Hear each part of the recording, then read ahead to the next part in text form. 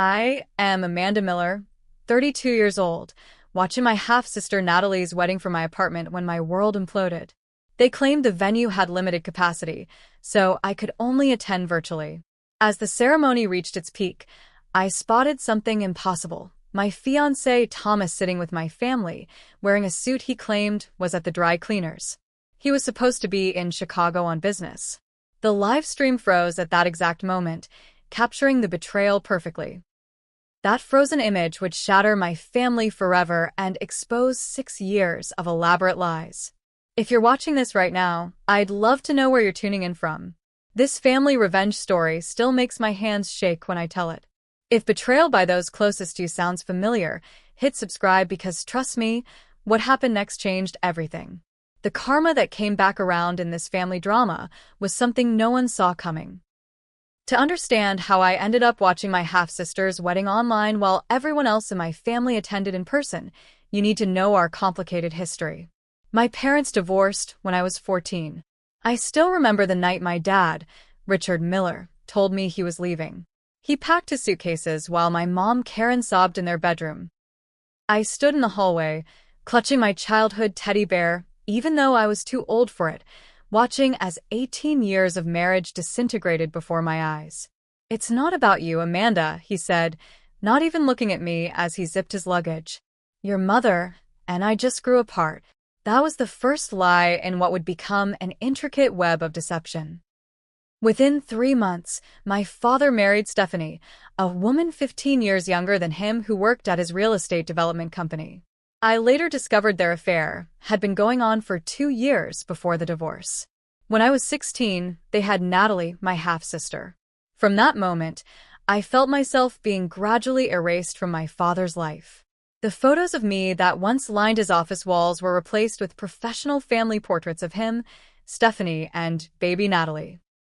When I visited their new home every other weekend, I stayed in the guest room that felt increasingly less like it belonged to me. My bedroom at my mom's house remained frozen in teenage decor well into my 20s because we couldn't afford to update it after the divorce settlement left her financially strained. My father's real estate business boomed after the divorce. He built luxury housing developments across 3 states while my mom worked 2 jobs to keep our modest 3-bedroom house.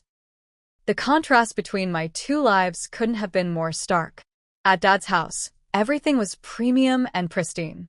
At Mom's, we clipped coupons and drove a car that made concerning noises when it rained. The pattern of exclusion started small. When I was 17, they took Natalie to Disney World because you have finals that week, Amanda. When I was 20, they celebrated Christmas in Switzerland but couldn't get another ticket at such short notice. By 25, I was routinely discovering family events had occurred only after seeing photos on social media. "You're being too sensitive," became my father's go-to response whenever I expressed hurt feelings. "We're not excluding you on purpose. It's just logistics." My mother passed away from breast cancer when I was 27. The funeral was the last time the entire extended family was together in one place. My father gave a stiff, formal eulogy that focused more on their early dating years than their marriage or her role as a mother. Stephanie stood beside him, her hand possessively on his arm, while Natalie, then 11, looked bored and played games on a tablet throughout the service. After Mom died, I threw myself into my career as a graphic designer. I built a modest but growing freelance business working remotely for clients across the country. My apartment was small but mine, paid for with money I earned myself, unlike my half-sister's private school education and designer wardrobe. I met Thomas Reeves 3 years ago through mutual friends at a housewarming party. He was charming, attentive, and seemed genuinely interested in my design work. With dark hair that always fell just right and an easy laugh, he quickly became the center of my world. He worked at a tech startup developing some kind of financial software I never fully understood, but his ambition impressed me. Within 6 months we moved in together, and last year, he proposed with a modest but beautiful ring. Thomas knew all about my family situation. He held me on the anniversaries of my mother's death when I couldn't stop crying. He listened to my frustrations about being excluded from another family vacation. He even encouraged me to keep trying with my father. Family is important, he would say. Sometimes you have to be the bigger person. In retrospect, his insistence that I maintain contact with my father despite the ongoing hurt should have been my first red flag. Thomas met my father and Stephanie at a tense dinner shortly after we got engaged. I noticed they seemed to hit it off surprisingly well, with my father asking detailed questions about Thomas's startup. They exchanged phone numbers to discuss potential investment opportunities. I was pleased at the time, thinking it might help bridge the family gap. Over the past year, I noticed increasingly strange behavior from both Thomas and my family. Thomas had more business dinners and investor meetings than seemed normal for his position. My father occasionally mentioned Thomas in phone calls, but would quickly change the subject when I asked for details. Stephanie began sending me birthday and holiday cards, something she had never bothered with before. It all seemed odd, but I was so happy to see positive movement in our family relationships that I ignored my instincts. After years of feeling like an outsider, I was finally seeing glimmers of acceptance. Or so I thought. The truth was much darker than I could have imagined, and it would take a wedding livestream freezing at exactly the wrong moment for everything to come crashing down. The digital invitation to Natalie's wedding arrived in my email on a Tuesday morning in April. I nearly spat out my coffee when I saw it. My half-sister was only 17, barely out of high school. The invitation was elaborate, with animated butterflies that fluttered across the screen, and a custom soundtrack.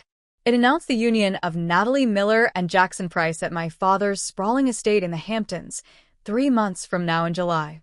I immediately called my father, who sounded strangely nervous when he answered. "Amanda, I was going to call you today," he said before I could even mention the invitation.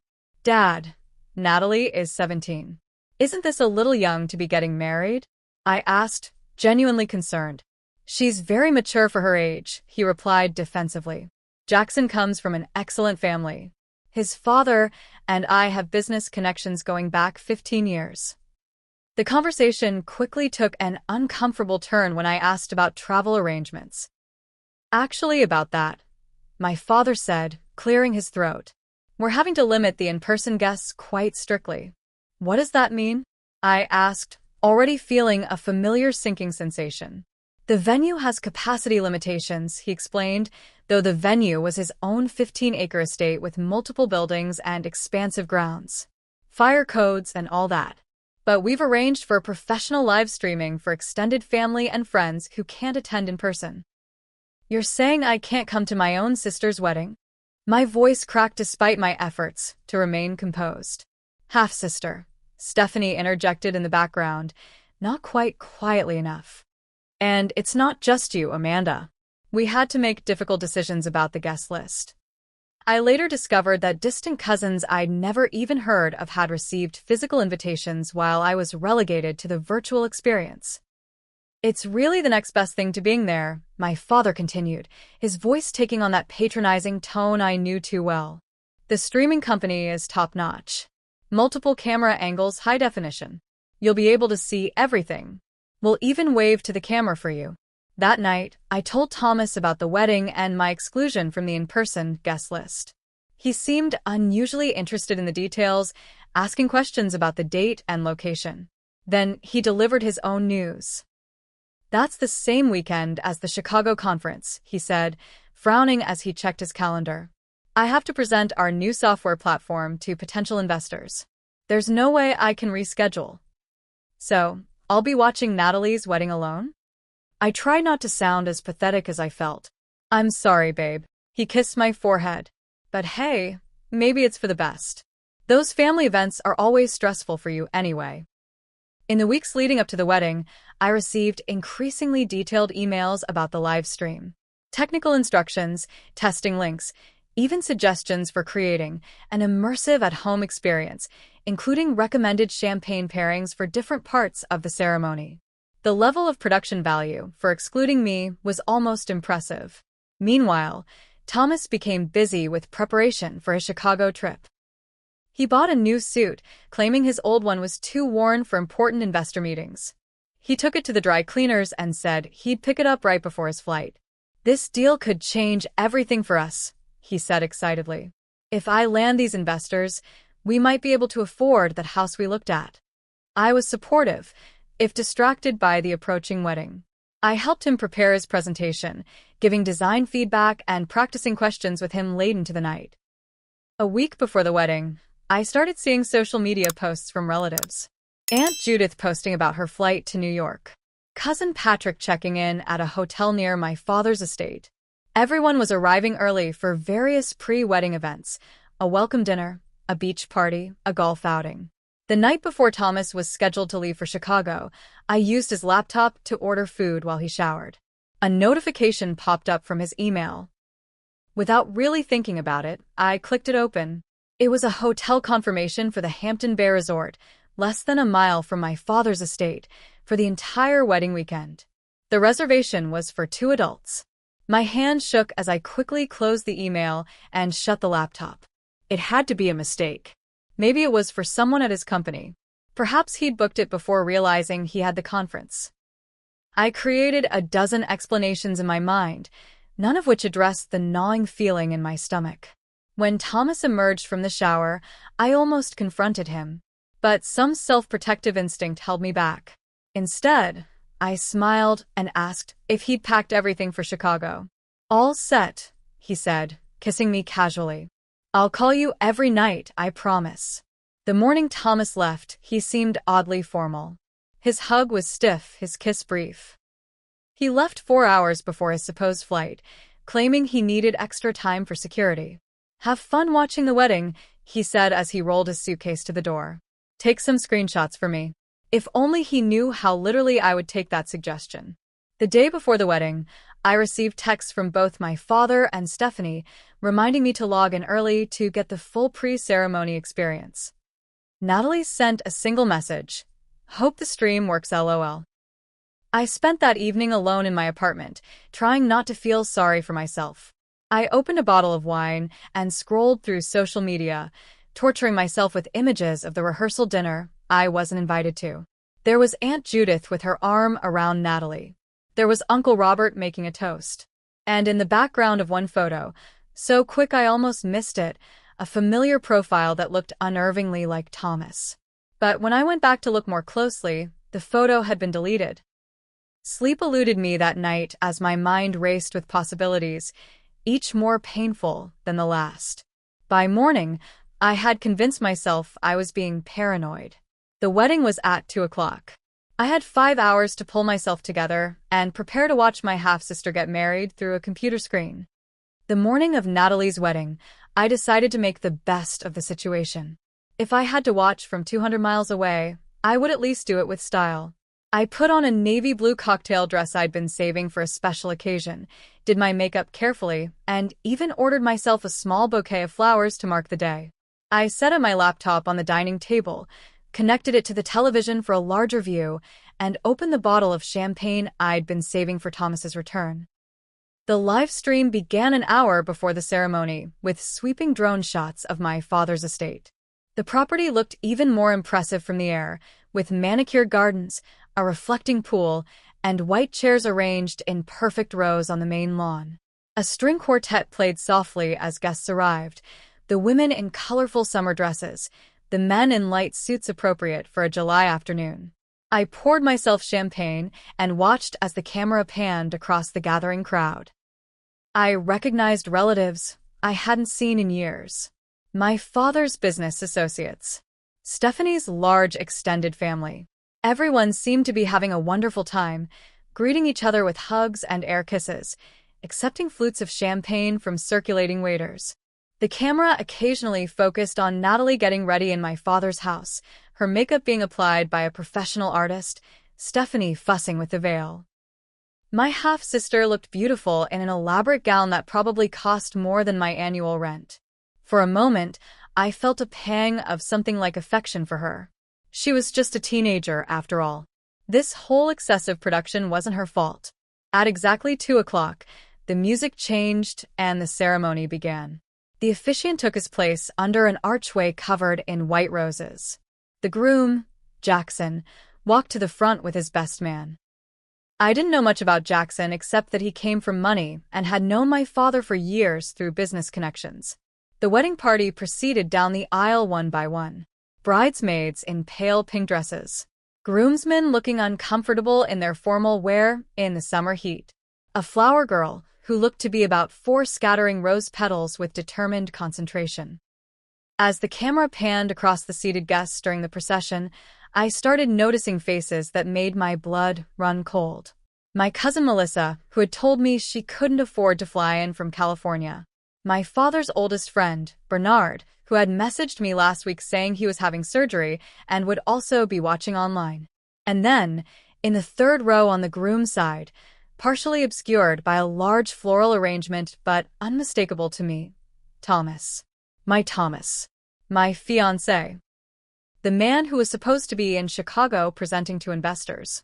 He was wearing the new suit he'd bought, his hair freshly cut, looking completely at ease. He was seated between my Uncle Philip and a woman I recognized as my father's executive assistant. I choked on my champagne, spilling it down the front of my dress. I fumbled for the remote to pause the stream, but in my shock, I dropped it. By the time I retrieved it from under the table, the camera had moved on to show Natalie beginning her walk down the aisle on my father's arm. I sat frozen, barely breathing, as the ceremony continued. My mind was spinning, trying to make sense of what I'd just seen. There had to be an explanation. A coincidence. A misunderstanding. But deep down, I knew. The camera returned to wider shots of the guests during the vows. I scrutinized every frame, searching for Thomas. There he was again, smiling as Natalie and Jackson exchanged rings. He looked completely at home, occasionally leaning over to whisper something to my uncle. This wasn't someone who had been invited at the last minute. This was someone who belonged there. As my half-sister and her new husband shared their first kiss as a married couple, the camera panned across the applauding crowd. And that's when the live stream froze. The image that burned itself into my retinas was devastating in its perfect clarity. Thomas standing and applauding with everyone else, a broad smile on his face. My father with his arm around Stephanie, looking triumphant. And most shocking of all, around Stephanie's neck was my grandmother's sapphire pendant, a family heirloom that my mother had always told me would be mine someday. I stared at the frozen image, unable to move or think clearly. The seconds ticked by, but the stream didn't resume. The technical difficulties couldn't have happened at a more revealing moment. It was as if the universe wanted me to have time to fully absorb every detail of the betrayal playing out before me. With shaking hands, I took screenshots of the frozen frame, zooming in on Thomas, on the necklace, on my father's smug expression. I tried refreshing the page, but a message appeared saying, "Connection lost. Please stand by." I grabbed my phone and called Thomas. Straight to voicemail. I texted him. "I can see you at the wedding. What the hell is going on?" The message showed as delivered but not read. I tried my father next. Again, voicemail. I left a message that consisted mostly of incoherent questions and barely contained sobs. Finally, I texted Natalie. "Congratulations on your wedding. Interesting to see Thomas there when he told me he was in Chicago." 3 disappeared immediately, showing she was typing a response. Then they disappeared. No message came. I sat in my apartment, still dressed up with nowhere to go, surrounded by the trappings of my pathetic solo wedding viewing party, and let the tears come. I cried until my makeup ran in black streaks down my face. I cried until the champagne went flat. I cried until the neighbors knocked on the wall to check if I was okay. When the tears finally subsided, something else took their place. Cold, calculating anger. I looked again at the screenshots I'd taken. There was a story here that needed to be uncovered. Why was Thomas at my half-sister's wedding? Why was Stephanie wearing my grandmother's necklace? Why had so many people lied to me? The live stream never came back online. Instead, an apologetic email arrived from the streaming company citing technical difficulties beyond our control. But it didn't matter. I'd seen enough. I spent the rest of that evening in a strange, calm state, methodically making notes about everything I'd observed and every question I needed answered. As night fell, I opened my laptop again, but not to check for updates on the wedding. Instead, I began what would become a weeks-long investigation into the web of lies surrounding me. If you've ever had that moment where everything you thought was true suddenly shatters, you know exactly how I felt. The betrayal cuts deeper when it's family, doesn't it? Looking back now, I realize that frozen wedding live stream was actually a gift, forcing me to see what had been happening right in front of me all along. If you're dealing with family betrayal too, comment below with a ice cube emoji so I know I'm not alone in this experience. Now, let me tell you how I started uncovering the full extent of their deception. The day after the wedding, I woke up with a strange sense of clarity despite having barely slept. The initial shock had given way to a cold determination to uncover the truth. I called in sick to my freelance projects, made a large pot of coffee, and transformed my living room into an investigation headquarters. I started with social media. While the wedding party would be celebrating at brunches and gift openings, guests would inevitably be posting photos. I wasn't friends with many of my father's social circle, but their privacy settings were often lacking. Through public tags and location markers, I began piecing together more of the wedding than the live stream had shown me. There was Thomas in the background of a group shot at the rehearsal dinner, his arm casually draped over the back of my cousin's chair. There he was again in a selfie taken by one of the bridesmaids, raising a glass during a toast. Each image was a fresh stab of betrayal, but I saved them all as evidence. Most revealing was a photo posted by my father's golf buddy, a candid shot of my father, Thomas, and Jackson's father standing together near the bar, deep in conversation. The caption read, "The Three Musketeers planning the next venture. Hashtag family business, hashtag wedding weekend, family business?" What family business involved Thomas? I moved on to email. Thomas and I shared a cloud storage account for practical purposes, and he hadn't been careful about what synced there. I found emails going back 8 months between him and my father, discussing the arrangement and keeping Amanda in the dark until the time is right. Most details were frustratingly vague or conducted in phone calls I wasn't privy to, but the pattern was clear. They had been in regular contact without my knowledge. The most damning evidence came from Thomas's calendar, which also synced to our shared cloud. For months, entries labeled investor meeting or client dinner corresponded exactly with texts he'd sent me about working late. But in his private notes section, the true nature of these meetings was revealed. Dinner with Richard and Stephanie, or golf with Richard and Jackson's dad. As morning turned to afternoon, and then evening, I kept digging. I created a timeline on my bedroom wall using sticky notes and string, like a detective in a crime show. Yellow for lies Thomas had told me. Blue for family events I'd been excluded from. Red for financial transactions I was beginning to uncover. Through my father's company website, I found press releases announcing a new partnership with Reeves Tech Solutions to develop property management software. Thomas's startup. The timing coincided with when he'd first met my father, right after we got engaged. Had their entire relationship been a business arrangement? The thought made me physically ill. Around midnight, my phone rang. It was an unknown number, but I answered anyway, hoping it might be Thomas calling from a hotel. "Amanda? It's Brad Jenkins." It took me a moment to place the name. Brad had been my grandmother's attorney before she passed away 5 years ago. I'd met him only once, at the reading of her will. "I hope I'm not calling too late," he continued when I didn't immediately respond. "I saw your sister's wedding announcement in the Times, and it reminded me of something I've been troubled by for years." "What is it?" I asked, fully alert now. "Your grandmother's will. The one we executed wasn't the one she had me prepare originally. She made changes in the final weeks of her life, when she was heavily medicated.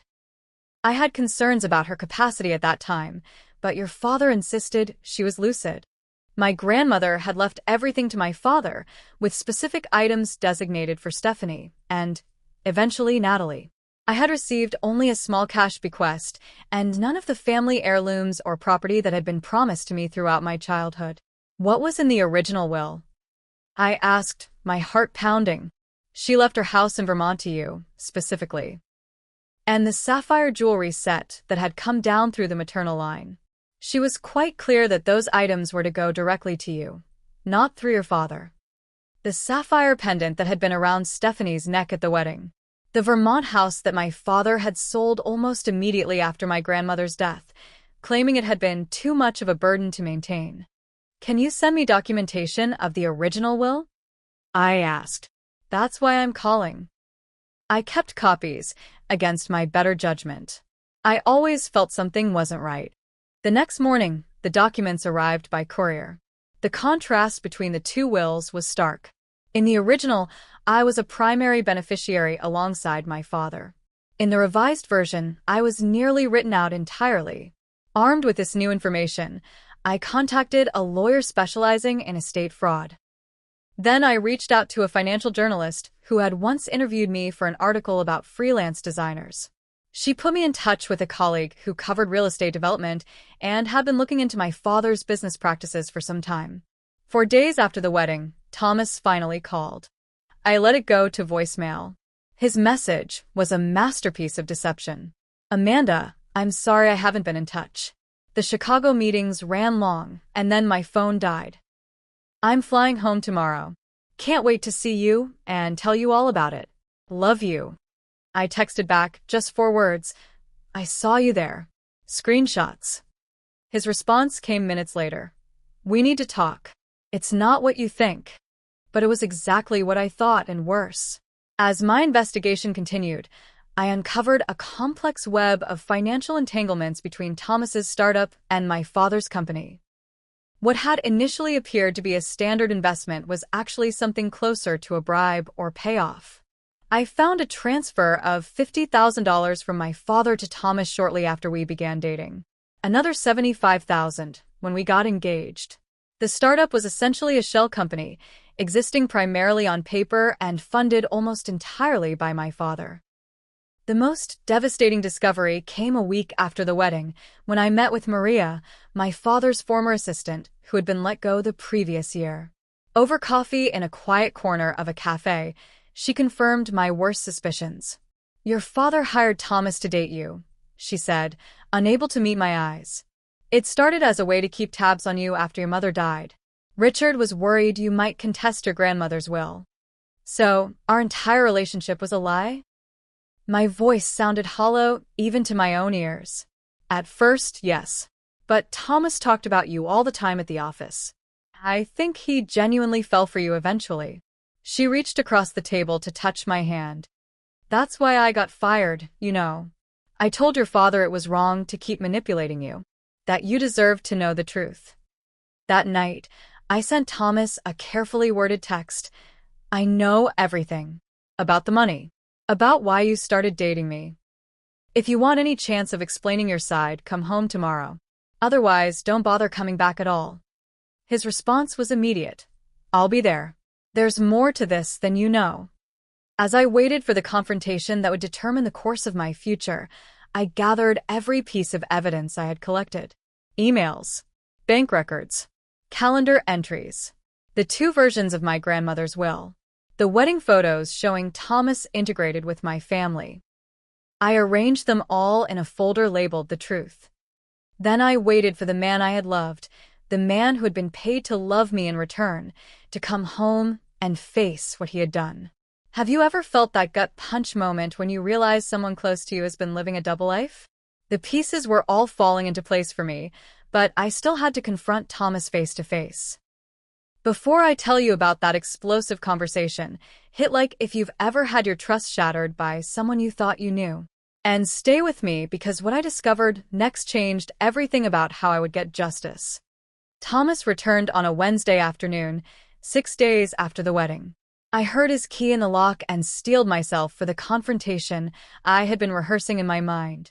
He entered cautiously, setting his suitcase by the door as if unsure whether he would be staying. He looked tired, his usually perfect hair disheveled, his expression wary. Amanda, he began, taking a step toward me. I held up my hand to stop him. Don't come any closer. We stood in silence for a long moment, 3 years of what I thought was love hanging in the balance between us. I can explain, he finally said. Please do. My voice was steadier than I expected. Explain why you were at Natalie's wedding when you told me you were in Chicago. Explain why you've been meeting with my father behind my back for months. Explain the $50,000 he transferred to your account 3 years ago, right around the time we mysteriously met through mutual friends. His face paled. You've been investigating me? Wouldn't you? If you saw your fiancé at a wedding he claimed he couldn't attend, sitting comfortably with a family that excluded you? Thomas sank onto the couch, rubbing his hands over his face. It started as a business arrangement, he admitted. Your father approached me through a contact at my previous job. He said he needed someone to keep an eye on you after your mother died. He was worried about potential legal challenges to your grandmother's estate. So, you were hired to date me? The words tasted bitter in my mouth. Initially, yes. He looked up at me, his eyes pleading. But Amanda, I fell in love with you for real. After the first few months, it wasn't an act anymore. Is that why you kept meeting with my father? Why you kept lying about where you were going? Because it wasn't an act. I got trapped in a situation. I tried to back out of the arrangement once I realized my feelings for you were genuine, but your father threatened to pull funding from my startup. Everything I've built would have collapsed. Your startup that's actually just a shell company funded entirely by my father. I raised an eyebrow. The one that doesn't actually have any real clients or products? Thomas flinched. We're developing real software. The funding arrangement is complicated, but the business is legitimate. Is that why you needed to be at Natalie's wedding? For business? Your father insisted. He said it would look suspicious if his future son-in-law wasn't there. But not suspicious that his actual daughter wasn't invited? I laughed bitterly. And what about our engagement? Was that part of the business arrangement too? No. Thomas stood up, taking a step toward me. I proposed because I love you. Your father was actually against it. He thought it would complicate things. Complicate what things, exactly? Before Thomas could answer, my phone rang. My father's name flashed on the screen. I showed it to Thomas, whose expression shifted from pleading to resigned. He's probably calling to do damage control, Thomas said. He knows I'm here. I put the phone on speaker. Hello, Dad. Amanda. My father's voice was tight with controlled anger. I understand Thomas is with you. Yes, we're having a fascinating conversation about how you hired my fiancé to spy on me. Would you like to join us and add your perspective? There was a pause then. This isn't a topic for a phone call. We should meet in person. Actually, I think speakerphone is perfect for this conversation. Thomas was just about to explain what our engagement was complicating in your master plan. Thomas, my father's voice hardened. Remember our agreement. What agreement is that, Dad? I pressed. The one where he pretends to love me? Or the one where he helps you steal my inheritance? That's enough, Amanda. My father's tone shifted to the condescending one I knew so well. You're being dramatic as usual. If you'd just let me explain. I'm all ears. Please explain why Stephanie was wearing Grandma's sapphire pendant at the wedding. The one that Grandma always said would be mine. Another pause, longer this time. I could almost see my father calculating his next move. Your grandmother changed her mind about certain bequests before she died, he said carefully. It's all perfectly legal. Except that I have a copy of her original will, I countered. The one she made when she was fully competent, before you started messing with her medication schedule during those last weeks. Who gave you that? My father's voice rose sharply. Those documents are confidential. Apparently your conscience isn't the only one that's been bothering people all these years. The three-way conversation continued to deteriorate from there. My father alternated between threats and attempts at emotional manipulation. Thomas sat in miserable silence, occasionally trying to interject with defenses that satisfied neither me nor my father. At one point, Stephanie joined the call, her shrill voice adding another layer to the chaos. Amanda, you need to stop this vindictive behavior, she said. Your father has only ever wanted what's best for the family. Which family is that, Stephanie? Because it's never included me. That's not true, my father interjected. We've always included you, as much as circumstances allowed. Circumstances like hiring my boyfriend to spy on me? Like changing Grandma's will when she was too drugged to know what she was signing? Like wearing her jewelry to a wedding I wasn't allowed to attend in person? The pendant is a family heirloom, Stephanie said defensively. I am family. It was supposed to pass through the maternal line, I countered. You're not my mother. Thank God for that, Stephanie muttered, not quite under her breath. As the argument escalated, I began secretly recording the conversation on my second phone. New Hampshire, where I lived, was a one-party consent state for recordings. Every damning admission, every threat, every contradiction was being preserved for future use. The breaking point came when my father, clearly frustrated by his inability to control the narrative, made an offer. Look, Amanda, perhaps we can come to an arrangement. There's no need for all this hostility. What if we set up a trust for you? Say, $200,000? Would that satisfy your concerns about your grandmother's estate? Are you trying to buy my silence, Dad? I'm trying to be fair. Family disputes like this can get messy and public. None of us want that, especially with the company going through an expansion phase. What company? Your real estate business or Thomas's fake startup? Reeves Tech is a legitimate subsidiary of Miller Development now, my father said stiffly. The acquisition was finalized last month. I looked at Thomas, who couldn't meet my eyes. So, you sold your company to my father? The one you said was going to make us rich? The one that justified all those late nights and business trips? It was a good deal, Thomas said weakly. I thought eventually we'd tell you together, once everything was settled. Once I was thoroughly trapped in this web of lies, you mean? Once I had married you, and it was too late to back out without a messy, expensive divorce. No one is trapped, my father interjected. Think of it as a merger of families and businesses. Thomas brings technical expertise we need for modernizing our property management systems. You could join the company too, Amanda. We could use someone with your design skills for marketing materials. The casual way he suggested incorporating me into his scheme after years of exclusion was the final straw. I don't want your money, I said coldly. I don't want a job at your company. What I want is everything that should have been mine from the beginning. Grandma's house, her jewelry, my fair share of her estate, and a public acknowledgement of what you've done. That's not going to happen, my father said, all pretense of reconciliation gone from his voice. Be reasonable, Amanda. Take the trust fund. Move on with your life. Without Thomas, you mean? Now that he's served his purpose. Thomas's relationship with you is never part of our official business arrangement, my father said carefully. Whatever personal relationship developed between you two is your own affair. How generous of you, I replied sarcastically. The call ended shortly after, with my father making vague threats about legal consequences if I pursued my baseless accusations and Stephanie adding a final barb about how I'd always been difficult, just like your mother. When the line went dead, Thomas and I sat in silence. Outside, rain had started to fall, pattering against the windows of the apartment we had shared, the home I had thought was built on love. What happens now? Thomas finally asked. I stood up and walked to the bedroom, returning with a small box that I placed on the coffee table between us. Inside was the engagement ring he had given me, nestled in its original velvet cushion. Now you leave, I said simply.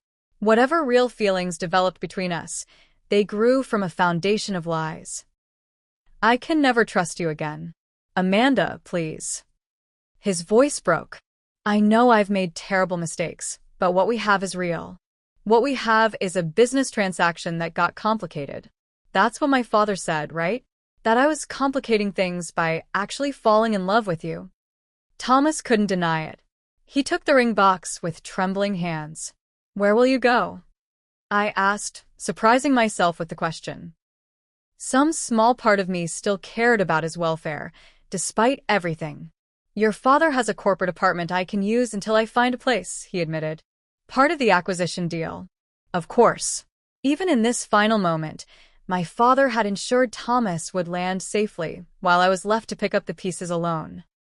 After Thomas packed a suitcase and left, I sat in the empty apartment, the rain still falling outside, and allowed myself one final evening of grief for the relationship I had thought was real.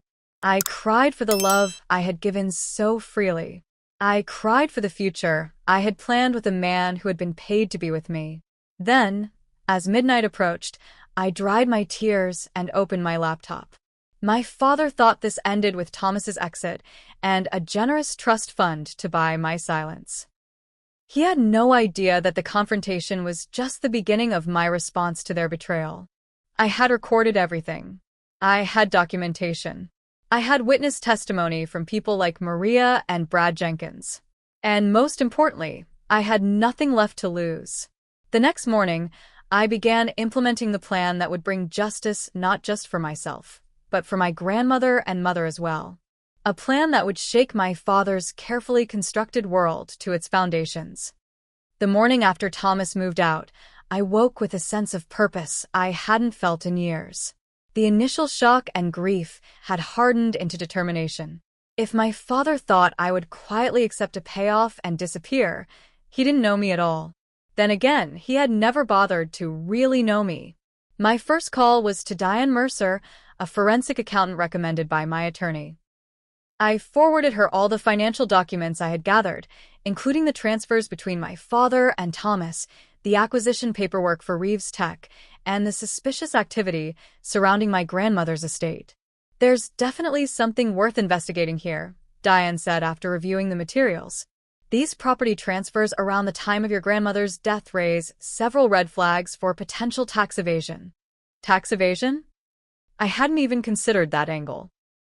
Your father moved several properties into shell companies right before and after her death. It looks like he may have been trying to avoid estate taxes by making it appear the properties were sold at below market values to related business entities.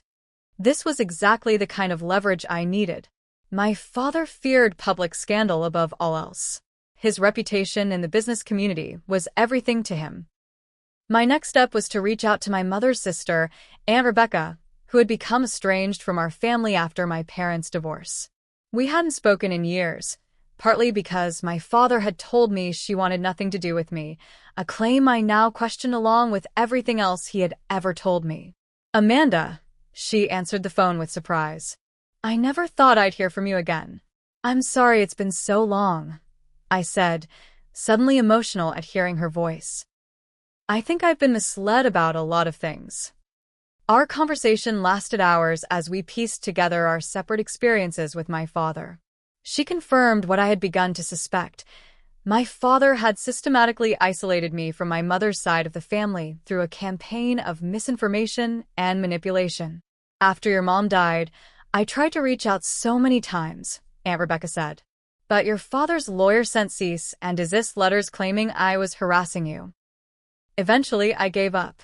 He told me you blamed me for Mom's stress during her illness," I said, still processing this new betrayal.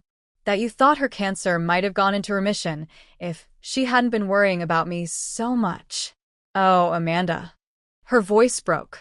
"That's monstrous. I would never say such a thing. Your mother adored you. Her greatest worry at the end was that your father would cut you out completely once she was gone." By the end of our call, I had not only reconnected with my aunt, but discovered I had cousins, great-aunts, and family friends on my mother's side who had been trying to maintain contact with me for years. My father had intercepted cards, returned gifts, and spread rumors about my supposed disinterest in maintaining these relationships. Over the next 2 weeks, I methodically built my case against my father while reconnecting with my mother's family. I learned that my situation wasn't unique. My father had a history of manipulative business practices that had hurt many people over the years. Jackson's father, Peter Price, had once been my father's business partner until a suspicious contract clause had forced him out of their joint venture at a significant loss. Years later, desperate for financial stability, Peter had arranged his son's marriage to Natalie as a way back into my father's good graces. The entire wedding had been more business merger than romantic celebration. I reached out to former employees of my father's company who had been fired under questionable circumstances. Many were eager to share their experiences once they knew someone was finally challenging Richard Miller. Maria, my father's former assistant, introduced me to Samuel Chin, the company's former CFO who had left abruptly 3 years earlier. Over coffee in a quiet corner of a local cafe, he provided the missing pieces I needed. "Your father has been using a network of shell companies to hide assets for years," Samuel explained, pointing to a diagram he had drawn. "Not just to evade taxes, but to conceal property from business partners during negotiations and from your mother during their divorce." "Do you have documentation?" I asked. Samuel smiled grimly. "I kept copies of everything before I left. I always knew someday someone would need this information." Armed with Samuel's documents and Diane's forensic analysis, I met with my attorney, Lisa Thompson, to discuss next steps. "We have enough here for potential civil and criminal cases," Lisa said, reviewing the files.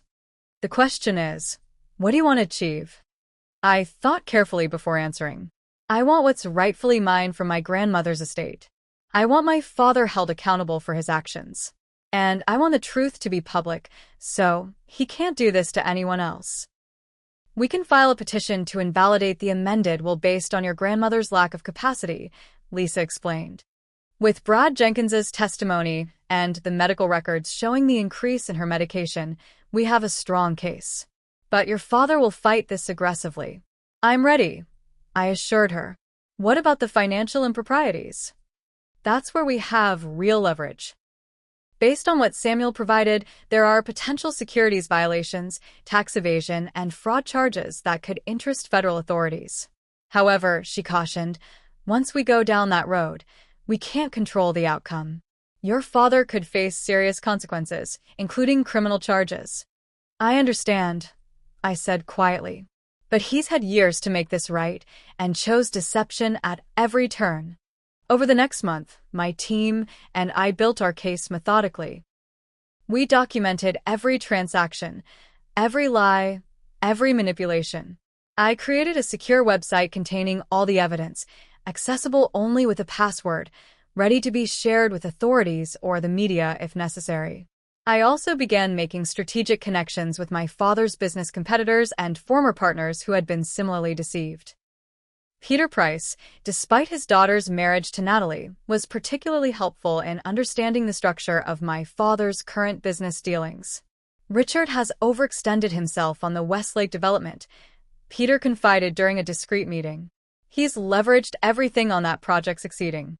Any significant disruption now would be catastrophic for him." This information shaped the timing of my approach. I would wait until the Westlake investors meeting, scheduled for next month, to make my first move. Throughout this time, I received increasingly desperate messages from both Thomas and my father. Thomas claimed he was falling apart without me, that he had made a terrible mistake, that he wanted to make amends. My father alternated between threats and improved financial offers to settle this family matter privately. I responded to none of them. As the investors' meeting approached, I carefully prepared my opening gambit. I wouldn't reveal everything at once, but just enough to demonstrate the seriousness of my position. My lawyer drafted a formal letter outlining the will contest and evidence of financial improprieties, with a clear message: we were prepared to take this information to the authorities and the media unless specific conditions were met. Those conditions included: 1. Return of all items specified in my grandmother's original will, including the Vermont house that had been sold, or its current market value, and all family jewelry too. Full financial accounting of my grandmother's estate. 3. Public acknowledgement of the deception regarding her will. 4. Immediate resignation of my father from any fiduciary positions in family trusts or estates. The letter was delivered by courier to my father's office the morning of the investors' meeting. An identical copy was sent to the family home, addressed to Stephanie. A third copy went to my father's attorney. Within hours, my phone exploded with calls and texts. I let them all go to voicemail as I sat in a cafe across the street from the building where the investors' meeting was taking place. Through the large windows, I could see my father's arriving in his executive car, his face tight with suppressed rage as he checked his phone repeatedly. My plan was working perfectly. He would be off balance during the meeting, distracted by my demands and the threat of exposure. The investors would notice his uncharacteristic anxiety, raising questions about his stability and the project's viability. Meanwhile, Samuel Chin was meeting with two key investors separately, ostensibly about an unrelated business opportunity.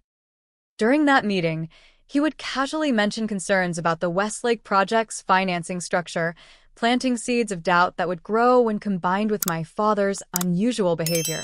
As I watched my father enter the building, my phone lit up with a text from Natalie. "What have you done?" "Dad is freaking out." I replied simply, "Ask him about Grandma's will. Ask him about why he hired Thomas to date me. Ask him where the money for your wedding really came from." There was a long pause before her response. "Is that true? About Thomas?" "Every word. Ask him yourself." Another long pause. I didn't know. I swear. Whether I believed her or not was irrelevant. The cracks were beginning to form in my father's carefully constructed world. Family members questioning him. Business partners growing suspicious. The threat of public exposure looming over everything he had built. And this was just the beginning. 3 days after the investors' meeting, which I later learned had ended with several key backers requesting additional due diligence before committing more funds, my father finally requested a face-to-face meeting. "Just you and me," he specified. "No lawyers. No recordings." "We need to talk like family." I agreed, but with conditions of my own. We would meet in a public place of my choosing. I would have someone I trusted nearby. And he would come alone, no Stephanie, no business associates. We set the meeting for the following day at a busy restaurant in the city. As I prepared for this confrontation, I felt a strange calm. After years of being manipulated and lied to, I was finally taking control of my own story. The revenge I had planned was not just about reclaiming what was rightfully mine. It was about exposing the truth, about justice for my mother and grandmother, about ensuring that my father could never again use his wealth and influence to hurt the people who should have been able to trust him most. As I closed my laptop that night, I looked at the collection of family photos I had gathered during my investigation. Images of my mother holding me as a baby, my grandmother teaching me to bake cookies, moments of genuine love that my father had tried to erase and replace with his manufactured version of family. Tomorrow, I would face him with the truth. And nothing would ever be the same again. The meeting with my father took place at Riverside Cafe, a busy restaurant overlooking the harbor. I arrived early, securing a corner table with a good view of the entrance. My Aunt Rebecca sat at the bar, pretending to be a stranger, but close enough to intervene if necessary. When my father walked in, I almost didn't recognize him. In the months since I had begun my campaign, he had aged visibly. The confident swagger was gone, replaced by the cautious movements of a man under siege. "Amanda," he said, taking the seat across from me. No hug, no kiss on the cheek, just my name spoken like a question. "Dad," I replied evenly. "Thank you for coming." He glanced around nervously before speaking. "This has gone far enough. You've made your point. Have I? What point do you think I'm making?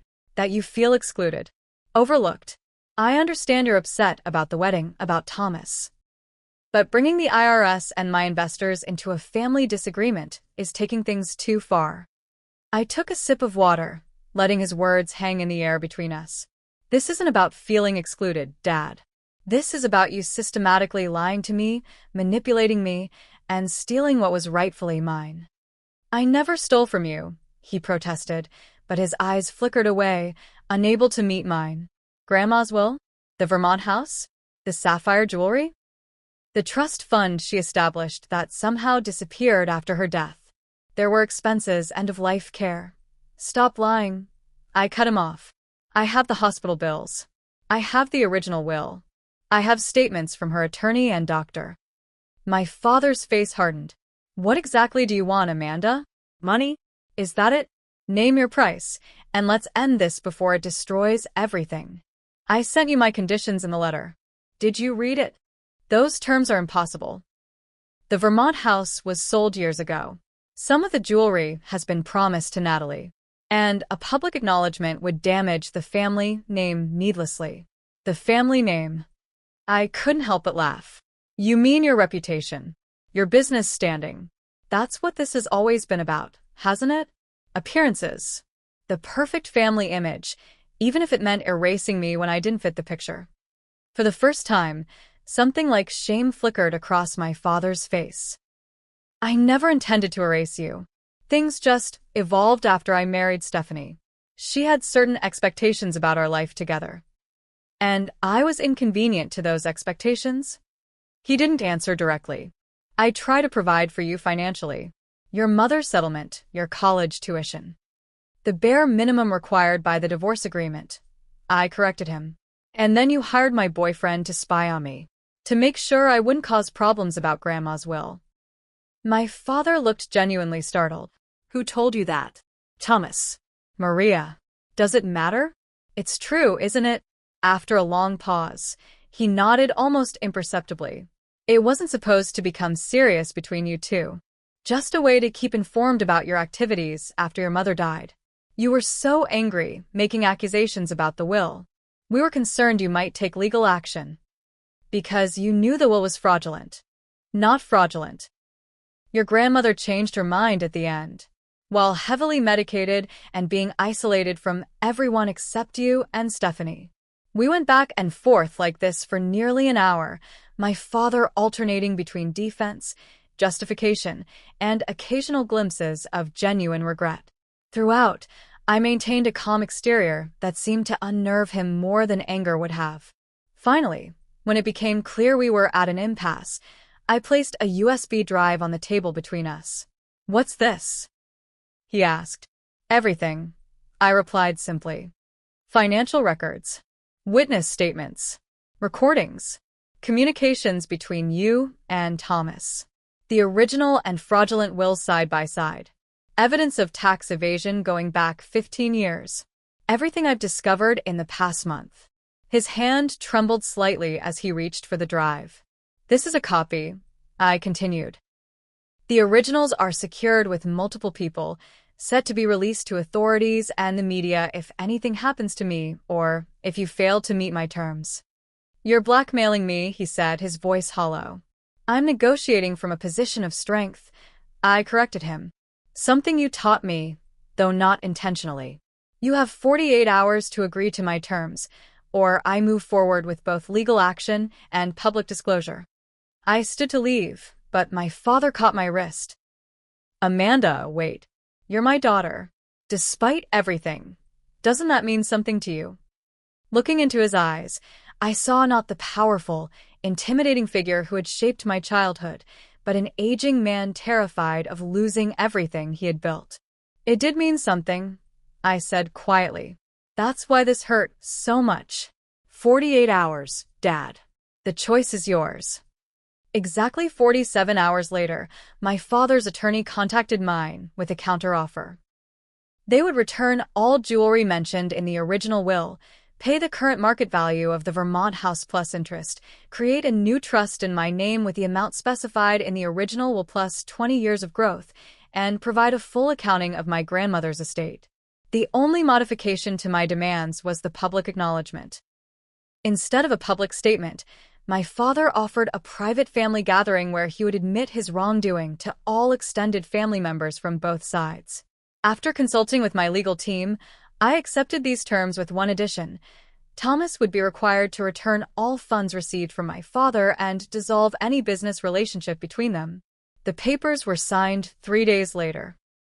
Within a week, I received the first installment of restitution and a box containing my grandmother's jewelry, including the sapphire pendant that had been around Stephanie's neck at the wedding. The family gathering took place the following month at a neutral location, a private room in an upscale hotel. Relatives from both my mother's and father's sides attended, many meeting for the first time in decades. The atmosphere was tense until my father stood and began to speak. "I've asked you all here today because I owe my daughter Amanda an apology," he began, his voice uncharacteristically subdued. "Over the years, I have made decisions that prioritized my new family and my business interests over her well-being. I altered my mother's will against her wishes. I deliberately isolated Amanda from many of you through deception.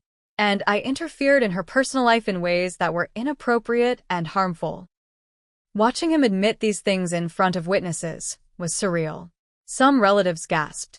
Others nodded as if they had suspected as much all along. Stephanie sat rigidly beside him, her face a mask of controlled anger.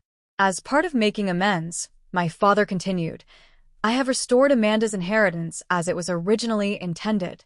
I am also reopening channels of communication between our extended families that I previously obstructed. The gathering became a long overdue family reunion. I connected with cousins I barely remembered, aunts and uncles who shared stories about my mother, distant relatives who had wondered for years what had happened to me. Photos were taken, contact information exchanged, tentative plans made for future gatherings.